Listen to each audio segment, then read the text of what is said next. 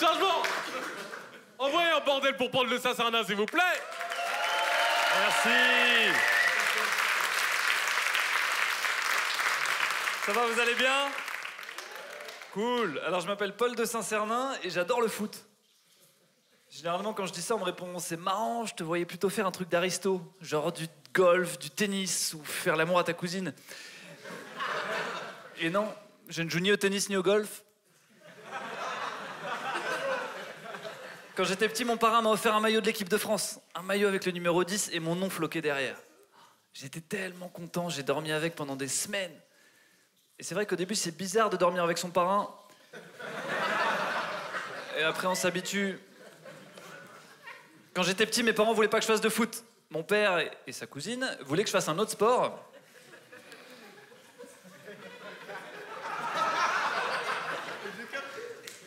J'ai capté, c'est bien, frérot. Dommage les 20 secondes entre la vanne et le j'ai capté, mais... Non, mes parents voulaient pas que je fasse de foot. Terrible. J'ai beaucoup souffert de ce truc-là et je me suis promis que je referais pas la même erreur avec mon fils. Il aura le droit de choisir le sport qu'il veut faire. Et pour qu'il s'en souvienne toute sa vie, je lui ai écrit une lettre que je voulais vous lire ce soir, les amis. Une lettre dans laquelle je lui rappelle qu'il sera toujours libre de ses choix. Chère Zinedine, je t'écris cette lettre pour que jamais tu n'oublies que tu seras toujours libre de tes choix. La seule chose qui m'importe, c'est ton bonheur. Exactement comme pour ta sœur Cristiano. Papa.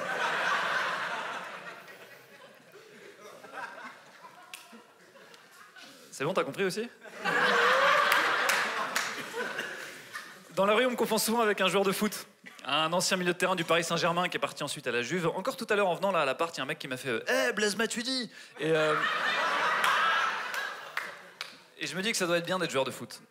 C'est un métier où ça va, t'as le droit de rater. T'as le droit de rater une passe, t'as le droit de rater une frappe, t'as le droit de rater une conjugaison. Et ça arrive beaucoup plus souvent que ce que les gens ne le croient. Ça doit être bien d'être entraîneur aussi, non? Vous trouvez pas? Il y a un truc qui est chaud, je pense, quand t'es entraîneur, c'est que tu dois garder ton calme après une défaite. Voilà. Tu peux pas arriver face à la télé et dire bon bah... c'est un échec, on a perdu, mais c'est mes joueurs aussi, ils puent la merde. Le public, c'est vraiment des beaufs, quel club tout pourri, j'aurais jamais dû accepter de venir à l'OM. Tu peux pas dire ça, ok? Non, à la place, tu les entends dire des trucs tout pourris du genre bon bah...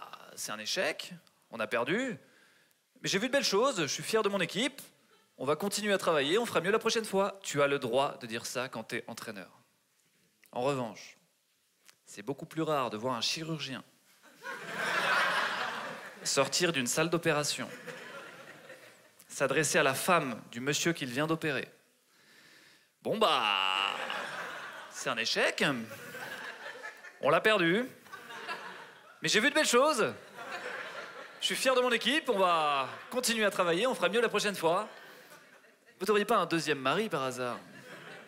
Le pilote de ligne à l'atterrissage. Bon bah...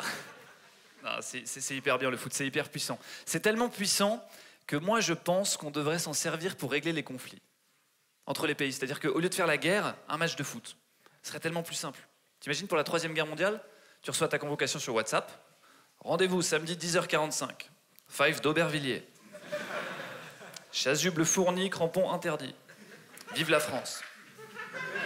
Ça serait tellement plus simple. T'imagines le conflit israélo-palestinien avec ma solution? 90 ans que ça dure, en 90 minutes, c'est réglé, ok?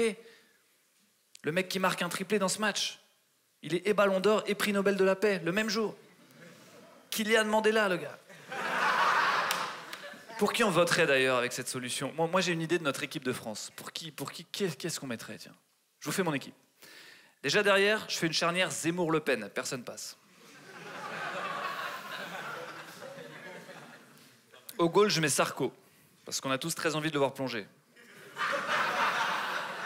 Au milieu, je mets un petit mec teigneux, un peu chiant, tu vois, un mec, tu l'as éliminé, il revient sur tes côtes, il est toujours là, Manuel Valls.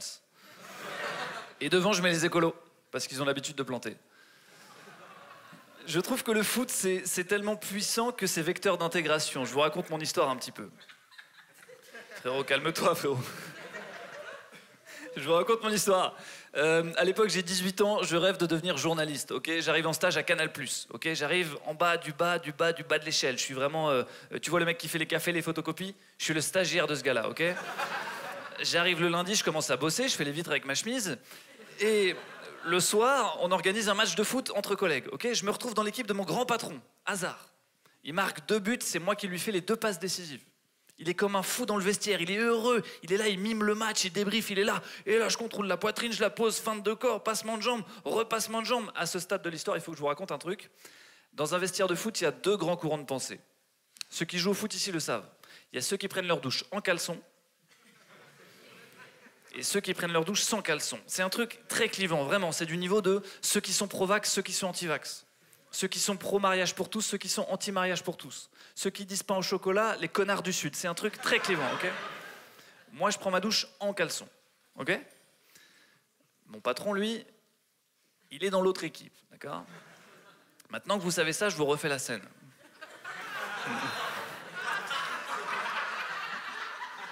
Tout le monde a compris? Je suis assis ici. Il est debout là. Et là, je la contrôle, la poitrine, je la pose, feinte de corps, passement de jambe, repassement de jambe, je me retourne, protection de balle, reprise de volée, bim! Monsieur, s'il vous plaît. Pardon. Oui, je suis d'accord avec vous, c'était vraiment un beau match et j'ai hâte qu'on débriefe ensemble toute la deuxième mi-temps, mais s'il vous plaît, allez enfiler quelque chose. Et il l'a fait. Il est parti. Il est revenu quelques secondes plus tard. Et c'est la première fois, les amis, que je me suis dit, vraiment dans toute ma vie, je me suis fait cette réflexion, je me suis dit, tiens, c'est marrant, mais un mec avec rien du tout, eh ben, c'est moins gênant qu'un mec avec un t-shirt et c'est tout, tu vois? Bim! Et vous savez ce qui était vraiment beaucoup plus long que son t-shirt? La deuxième mi-temps. Dernière petite histoire pour vous raconter à quel point le foot m'a sorti de situations incroyables. Un soir, je me fais racketter. Tout est vrai, encore une fois, c'est le soir. Arrête de rigoler, frérot. Toi, t'es solide, on n'a pas tous la chance d'avoir ton corps. Je me fais racketter, c'est le soir, je sors de ma voiture, j'entends un mec derrière moi. Ton portable, vite! Je me retourne. Bonsoir, monsieur. Est-ce que vous êtes Paul Mirabel? Non. Là, je me dis, zut, il est donc forcément plus fort que moi. Je lui donne mon portable, mais je tente un truc. Je lui dis, monsieur, tenez. Mais franchement, entre nous, Hatem Ben Arfa, vous trouvez pas qu'il a pas fait la carrière qu'il méritait? Je lui ai vraiment sorti ça. Le mec, silence, il a bugué. Il me regarde, ça a duré longtemps. Hein.